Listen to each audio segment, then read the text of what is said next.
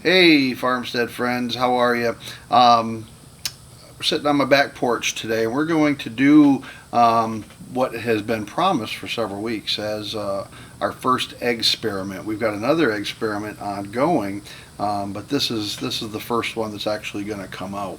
So what we're going to do today is try to show you how you can age an egg, both non-destructively without breaking the egg, and with breaking the egg, how you can kind of tell how old an egg is. But before we get into the video, make sure to subscribe to the channel.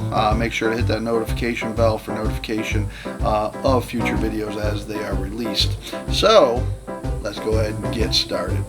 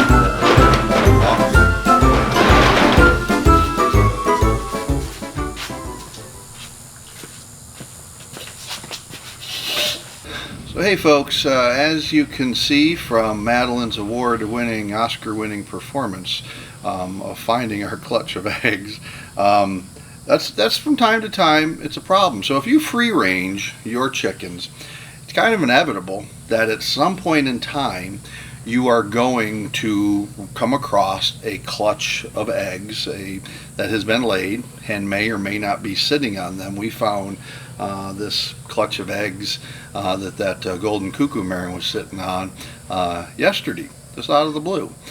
So that cuckoo marron has been sitting on that clutch of eggs for a couple of days. She was there yesterday morning, she was there in the afternoon, and there in the evening. So I'm thinking she's been brooding on that clutch for several days.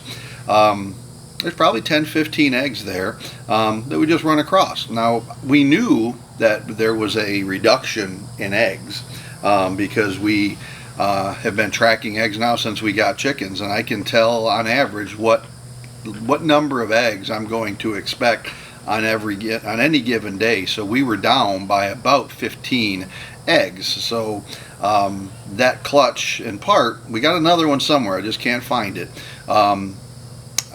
Kind of explains some of that shortage of eggs. So whenever you come across one of these eggs, now obviously a chicken doesn't lay 10-15 eggs in a day. It takes time for them to build up a clutch of eggs that size, which is kind of how chickens will develop their clutch of eggs in nature, in how they will do it naturally. They don't begin sitting on those eggs when they first lay them. They will lay them, they will develop a clutch of eggs, 10-15, sometimes even more eggs, and then she will begin incubating those eggs. She will sit on them, start bringing their body temperature, or the egg temperature, up to her body temperature of around 100 degrees. And then she will remain on those eggs pretty much constantly, really just leaving that nest to eat, go to the bathroom, water herself, once or twice a day. For the most part, she's going to be sitting on those eggs for 24 hours a day, for the better part of 24 hours a day. So when you run across these clutch of eggs, it begs the question, how old are they? That's a really good question. Second question is, can I eat them? That's another really great question. Neither one of those questions are straightforward questions. What we're going to try to do today is show you how some methods that are out there to try to get at least an estimate of how old an egg is. We're going to go over 3 different methods. 2 of them are non-destructive, meaning we can test or try to evaluate the age of that egg without destroying the egg itself. The third is a method that really, if you're going to use it, which is cracking the egg open and examining it, you got to be ready to eat it if it's good, because there's no going back to it. I guess you could refrigerate it. All right, so to answer the question of how old an egg is, in addition to the age, the absolute age of the egg, meaning if it was laid yesterday, it's a 1-day old egg. So in addition to the absolute age, there's also issues of temperature. What was the temperature, the ambient temperature at which that egg was maintained? So if it's sitting in a nest out in the open, in Florida right now, that ambient temperature is probably going to be between 90 and 95 degrees is what that egg has been resting at. And then the relative humidity. The higher the humidity, the more probable that you have ideal conditions for more air to get in to that egg. Because the moisture will be being pulled out of that moisture. For the same reason, in a lot of the videos that we're doing nowadays, you see little Rick and I sweating a lot, because in these high humidity temperatures, we begin to perspirate a lot more than we do when the relative humidity is much, much lower. Say, for example, in November or December, we don't sweat a lot because it's a lot cooler. The ambient air is not full of moisture. So the same thing happens with this egg. When it's sitting on the ground and it is very humid, the moisture begins to get wicked out of that egg through the porous calcium shell, and air begins to be introduced into the egg. So for example, let's say we have a clutch of eggs sitting on the ground in Florida, first week of July. So average temperatures in Florida this time of the year, mid-90s, upper 90s, relative humidities near 100%. That egg is going to degrade in quality a lot faster than, let's say, another egg laid in a clutch in upstate New York, same time of the year, where average temperatures are mid-80s and relative humidities are closer to 50%. That egg, the quality will be higher for a longer period of time than an egg would otherwise be in Florida, because of the varying ranges of temperature and humidity.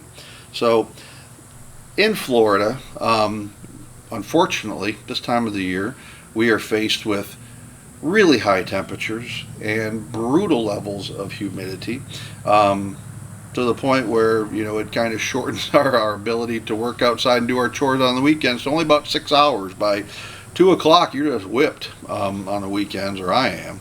And that's about ready to call it a day. So I really, really look forward to fall, when we can get back out and do our thing. But so it brings us up to asking the question is, how do we age these eggs? How do we get an estimate of the age of the egg? And more importantly, how do we get an estimate of the quality of that egg? Because we don't know how long it's been sitting there. We don't know the conditions that it's been sitting there. The longer the egg is exposed to certain environmental conditions, the more the quality of that egg declines. So there's really 3 methods. The first is what I'm going to demonstrate with this series of bowls here. So the first method that we can use to evaluate the quality, aka also known as the age. They're not perfectly aligned, but generally speaking, the older the egg gets, the more decline in quality you have with that egg. And again, as we've said, environmental conditions, temperature and humidity, can have a significant impact on how rapidly the quality of the egg declines. So here's what we're going to do. I'm going to put these eggs, which we have here is I've got 8 eggs. And on each of these eggs, I've dated them, the date that they were pulled from the nesting boxes. So I've got 2 that are relatively new. These are from 7/3 and 7/4. These 2 are from 6/20, so June 20th and June 17th. These 2 are from June 7th and 8th, and these are the oldest ones from May 29th and May 30th. So each day I would go out and I would collect the eggs from the laying chicken coop in the back by the barn, and I would pull out randomly one of the white eggs. Why white? There's no particular reason other than I didn't want the people who systematically go on YouTube and give it a thumbs down without even looking at the video, or come up with ridiculous, silly little issues to take issue with. So it was just one more little control that I built into this experiment to, I guess, to be a hater distractor. Get rid of some of the haters or drive them elsewhere. By the way, if you're a hater, just leave the channel. Don't even stay around. So we got 8 eggs, basically not perfectly, but essentially 2 eggs for each week. Now, theoretically, what should happen is, and it should be clear now, kind of where I'm going with this. As the egg gets older, the shell on an egg is nothing more than calcium. So that calcium is very porous. Similar to what you have in Florida. Those who live in Florida will really be able to appreciate what I'm talking about. Florida is built on a limestone bed, the entire state. That limestone bed acts as a filter to take water, precipitation that hits the ground, absorbed into the ground. Then that limestone acts as a filter to filter the water down into the Florida aquifer. Bottom line is, that limestone that Florida sits on is porous, meaning water can go through it. Air can essentially go through it. So this shell is calcium. So this porous calcium shell allows the moisture that's in the egg to pass through the shell and leave it, and it allows the air that's on the outside to pass through the shell and go into the egg. When the egg is hatched, there's a lot of moisture in the egg. There's not a lot of air, if any, in the shell. So over time, as the egg degrades, water leaves the egg, moisture leaves the egg, and air passes into the egg. That essentially gives the basis for the float test. So as you know from basic science, the more air that is in an object, it floats. That's why a piece of steel thrown into the water sinks. There's not a lot of air in it. And an inner tube that's thrown into the water floats because there is a lot of air in it. So let's show you what I'm talking about. So this egg, first one, this is the most recent. This was pulled out of the nesting box yesterday on July 4th. So there should not be a whole lot of air in this egg. So what should happen when I put this into the water is that this egg should lay sideways on the bottom. So this lays perfectly on its side because there's very little air in it. So here's the one from 7.3. Same thing should happen. So now we come to the 1 week old eggs. So this egg was laid on 7/20. So before we put it in there, so this has had roughly, compared to the ones we just floated, about 14 days. So we're looking there between 6/20 and 7/4, 14 days. Now all of these have just sat on the counter for the last little over almost 5 weeks. So this egg is 14 days old. So during that 14 days of sitting at room temperature on my kitchen counter, what's happened is that moisture has began to leave this egg. Air has begun to enter into the egg, and carbon dioxide has began to leave this egg as well. So there's going to be more air in this egg. So watch what happens. Instead of laying square on the bottom, it begins to sit up. Now this one is actually standing up on end, so I wouldn't expect it to do that as much. See how that one, it's still kind of, it's not completely floating on the bottom, but one end is beginning to stand up. Now, interestingly, the air pocket generally always collects in the more rounded end of the egg, not the pointy end, but in the rounded end is where the air cell will begin to form. So what's happening is you're seeing that this air cell will float up to the top. So that's a 14-day egg. So now let's go to an egg that is almost a month old, so about 3.5 weeks old. So this egg was laid on June 7th. And you'll see it stands right up on end. And you'll notice that it's this rounded end is the end that it's sitting up on, because the air cell is in the top of this egg. So there's another egg laid 6/8.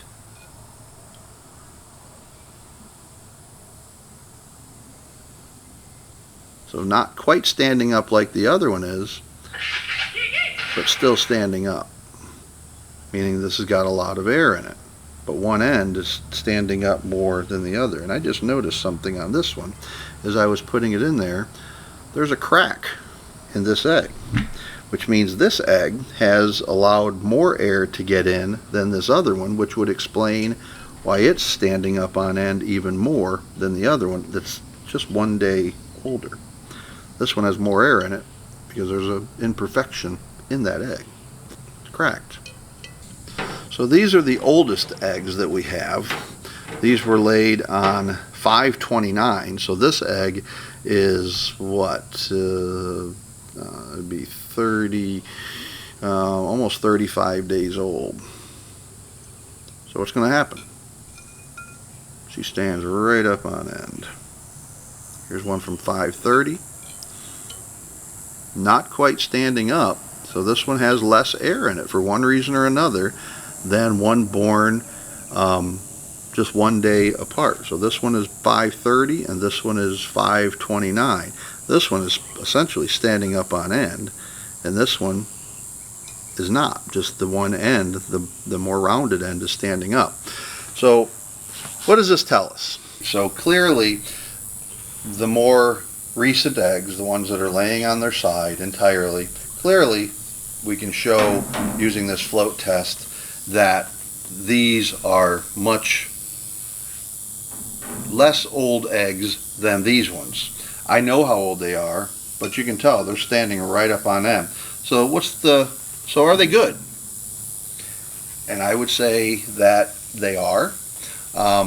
Some of the research that I looked at on this from extension offices around the country was pretty unanimous in that when you're floating eggs, if the egg still touches the bottom, the egg is still good. So this one, even though it stands up right on end, or maybe it's this one, stands right up on end.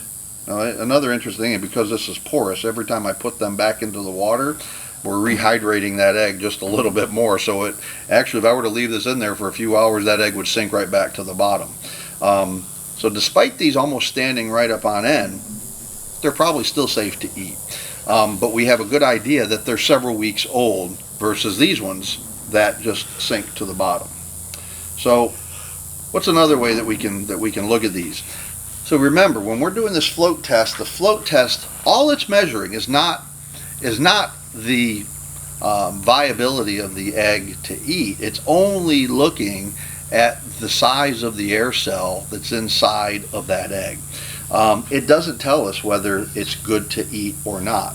So to start looking at that, the next way that we would look at determining the quality of the egg is through what's called candling. So we have a Brensey candler.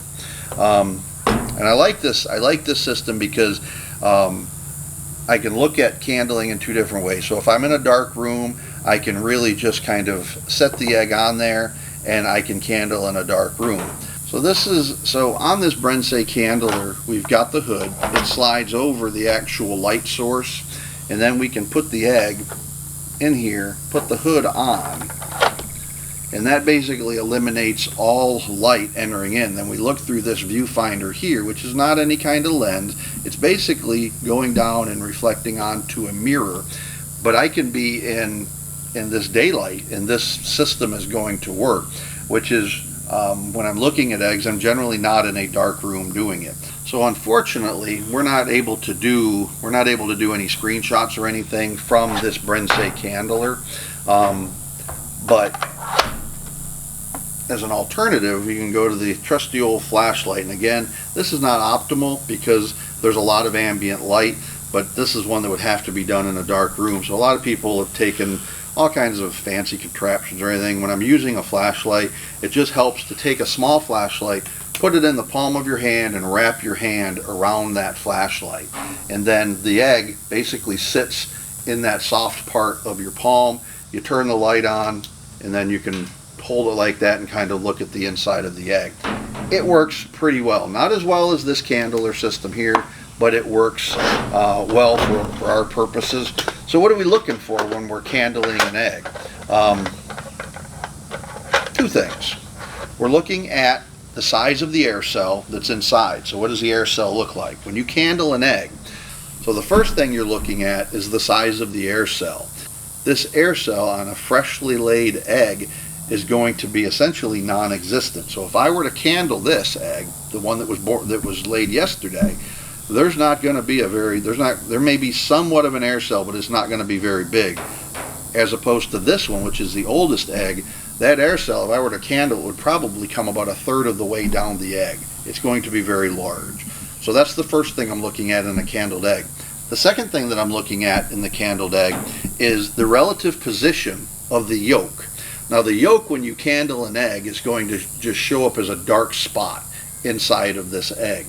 So in a freshly laid egg, such as this, you have, picture in your mind's eye the last time you cracked open an egg. There's going to be the yolk, the white, and then there's going to be two white strings somewhere in that egg.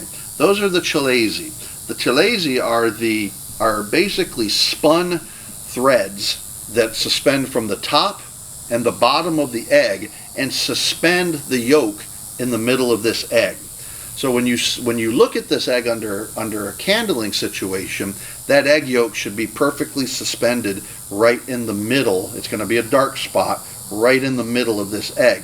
Now on a fresh egg, that yolk, because it's right in the middle, might be a little bit difficult to see. But in this egg, well, it was 529, when I candle this, what I would expect to see is a really prominent dark spot on this egg, and it should be relatively close to one of the sides of the egg. So when you move it, you should be able to see that dark spot turn inside of that egg.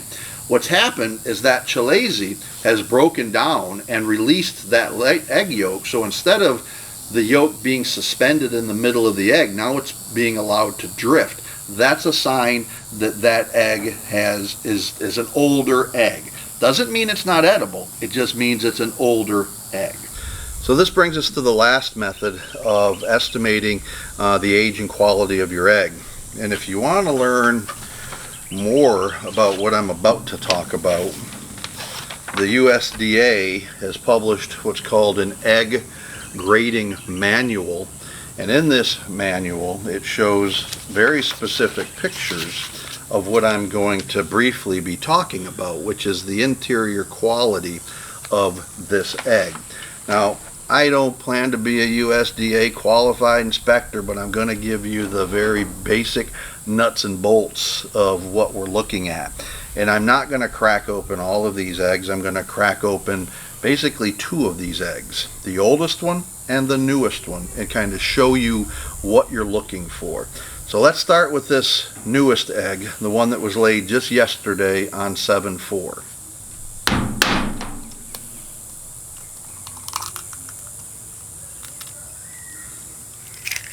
Alright, so if you look at this egg after being cracked is very compact. It hasn't spread out over the whole dish. So right on top here we have the blastoderm. This is what, if this was going to be a fertile egg, right there is the point at which the embryo would begin developing out. Then we have the yolk. Everybody knows the yolk. But this yolk is very compact. See how it stands straight up. It's not flat. It doesn't spread out. It stands straight up and it's very tight. Then we have the egg white. Scientific name for that is the albumin. So we have the thick albumin, this right here. We have the thin albumin. That's the outer egg white. So most people don't even realize there's two albumins in an egg. This egg yolk ultimately will make up about 1/3 of the total weight of an egg, and contains about half of the total protein in this egg.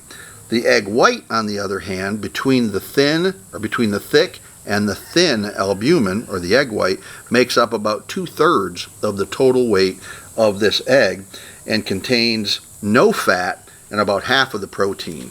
The egg yolk contains all the fat in the egg. So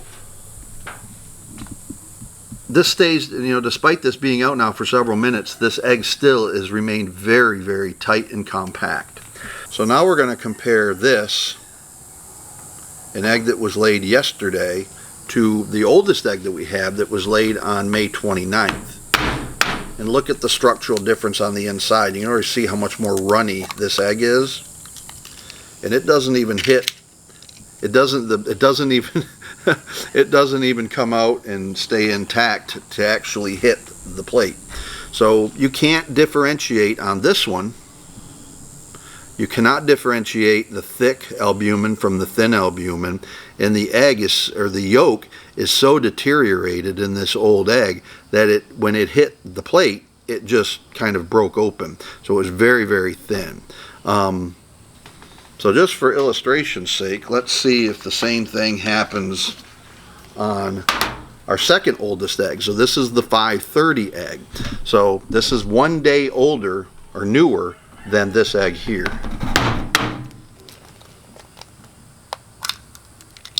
So we got a little bit more success on that one. So here we have the egg yolk. Now look at the difference between this egg and this egg, just in terms of the yolk. See how this yolk stands straight? It basically mounds up. This one flattens out. It's lost a lot of the tension, the internal tension of the yolk. So is this still edible? Absolutely, it's still edible. But the quality of the egg, the taste, the nutrient qualities of this egg are less than this one. Now look at the egg white on this egg. You cannot tell the difference between, say, the thick albumin and the thin albumin. It's all one egg white in this egg. So that's kind of illustrating perfectly kind of the difference. Now just for illustration purposes, these are the two oldest eggs, and let's crack now our second newest one. So these are the two newest and the two oldest. This one was laid on 7/3, and just to kind of show you the consistency between these eggs. So here we have a nice bulbous round egg yolk. We have a very defined thick albumin and a very defined thin albumin. Now you see some other structures in here, some other stuff, and that freaks a lot of people out. Whenever I get new customers buying our eggs, I sometimes will get a text message that says, there's little dots looks like blood in our egg. Is it good to eat? So what this is actually blood from the chicken. As the egg was closing, it actually was a ruptured blood vessel. So if you have that in an egg, that is a really great sign of a very, very fresh egg. Because over time, what will happen is that will turn white if the egg is allowed to age. That's why you'll never see that in a store-bought egg, because this is going to turn white. You don't see any of that structure in any of this. So the other thing I want to point out to you, and this one is a good illustration. See this white stuff right here? It looks braided, and then you got another one right here. That is what I was talking about earlier. That is the chalazi, and the chalazi is the suspension. I guess the best way to describe it is the rope that's inside of this egg that keeps this yolk suspended in the middle of the egg. So I hope you found this helpful. This is something that fascinates me, because I wouldn't consider myself an expert on this by any stretch, but I have researched it beyond going to Facebook, beyond going to other YouTube channels and looking at it. By trade, I'm a researcher. I'm formally trained as a research scientist, and I do that in my work. So I kind of kind of take those skills and I apply them to just about everything we do here on the farm to test what works best and what may be an urban myth or legend. And that's kind of what has given birth to this series of videos about how do you hatch out eggs? How old's an egg? Different kinds of questions that we've run across or been asked, or things that just didn't make sense to me when we were trying to get answers. So if you have any other ideas on other egg EGG experiments that we could do, let us know in the comments. I'm fascinated by kind of doing these kinds of tests, these kinds of experiments, to see what works and what doesn't work within the context in which we grow here on our farm and raise our animals. So I hope you enjoyed this video. I hope you found it interesting. Make sure to subscribe to the channel if you enjoyed the video. Make sure to ring that notification bell to get notification of future videos. So with that said, always treat others as you would like to be treated. Thanks for visiting the farm, and be well.